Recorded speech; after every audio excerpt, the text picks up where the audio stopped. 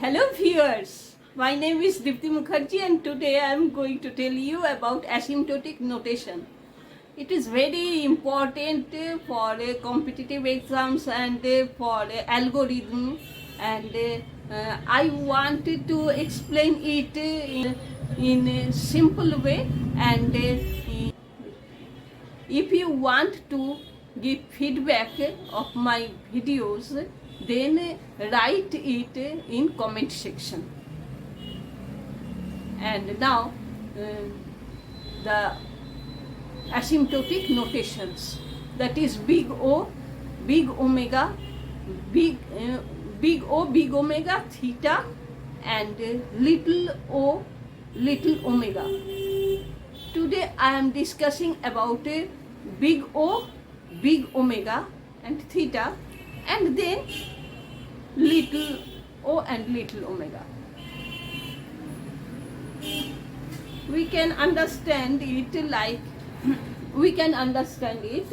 like here is big O.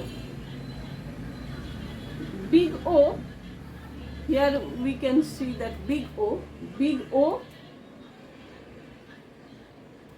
is used for worst case, and it is upper bound, and we use two functions fx and gx. We use these notations to find out the time complexity without executing program. And for this big O, we use two functions fx and gx, where fx is the function of x, like x square or x cube, x4, this type of polynomial, like 2x cube plus 3x plus 1, this type of polynomial. And we have to find out the big O using this equation, that is fx less than or equal to c dot gx, where c is a constant, and we find out the c using that given equation. And we use upper bound, and upper bound, that means if we have x cube as our polynomial, the upper order of this is x cube, then we can use x4, x3, x5, x to the power 6 etc. But we use least upper bound, that is lowest upper bound, and not the greatest upper bound, that is not used here. And for this we should calculate like this, that 2x cube plus x square plus 1, then we can write it like 2x cube plus x square plus 1, 2, 3, 4. We count the coefficient of x, and x4, x cube, x square, and the constant, and this give the value of c, and we take gx as the upper, that is greatest exponential form, that is x cube. Then we can say that is 4x cube is less than or equal to that function. And here is another constant, that is k. K is like greater than 1 or this type of things, that we use in this function only positive real numbers, and this way we can find out the time of or frequency of that program. And now big omega, big omega, now big omega, big omega, this is the best way, and this is the opposite of big O. That is in big O, that is worst time taking, and big omega is best time taking. And it is also the equation is also like this, that fx is greater than or equal to c gx.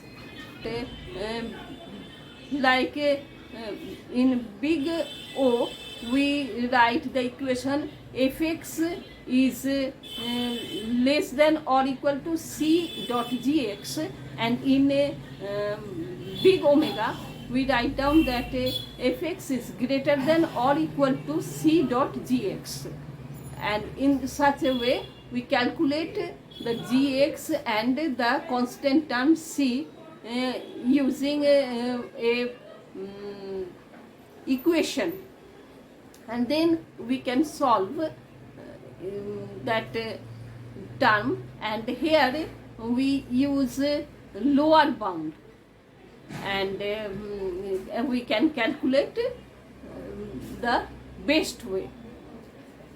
And in another notation, that is theta notation.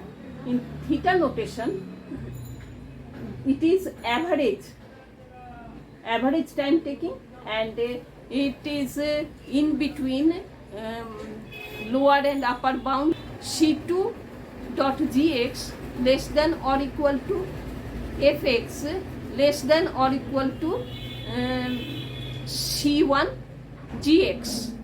And in this way we can find out the average time taken by the program. And we can also relate this with our daily